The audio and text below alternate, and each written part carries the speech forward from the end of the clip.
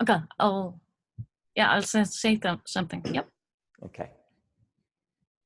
So Bodhi, a lot of my clients, maybe they know that they are emotional eaters, but they find it very difficult to meet their emotions instead of having food meeting the emotions. So how do we do that?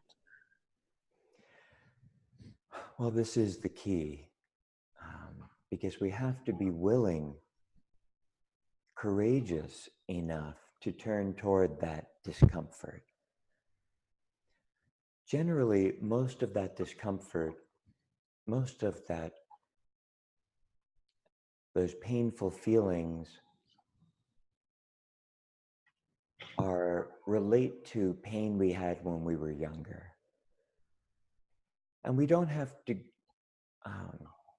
try and heal everything at once. But oftentimes, there is a part of us, a thread throughout our lives of different types of pain from our different experiences when we were young. And experiences we have when we are older and more mature often trigger those old wounds that were never healed because there wasn't a loving presence there with us when we were feeling so much pain when we were young. So like a parent or? Could be a parent, it could be a teacher, a brother or sister. But since everyone's wrapped up in their own life, sometimes it's hard for people to be there for each other. Parents, even the best of parents who are really there for their children, they have their own stuff. And there are times where it just may be too much for them, and they can't be there when their child needs them. Everyone has experienced this. Sure. And most parents feel discomfort around that and guilt around that. That's a different subject. So what we can do now that we are more mature and have grown into adults,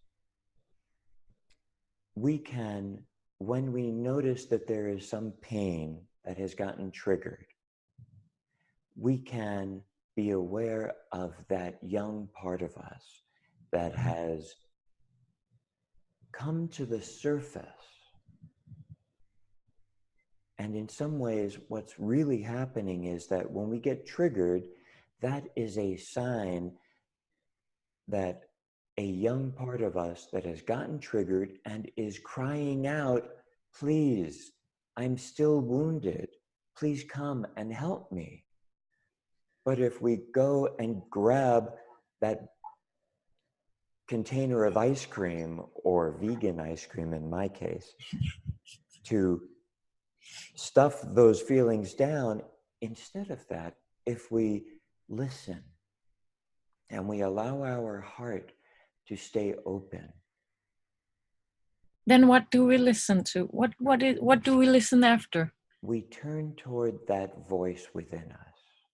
We turn toward where that feeling or where that pain is in our bodies, because it lives in our bodies, in the cells of our bodies, and it usually gets localized.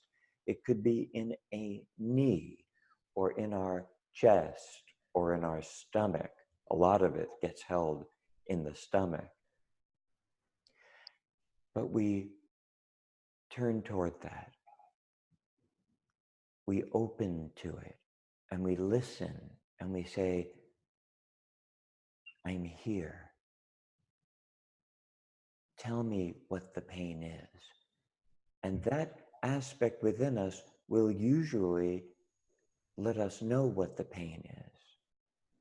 And in that moment, we can turn toward that part of ourselves that did not have anyone there when we were younger.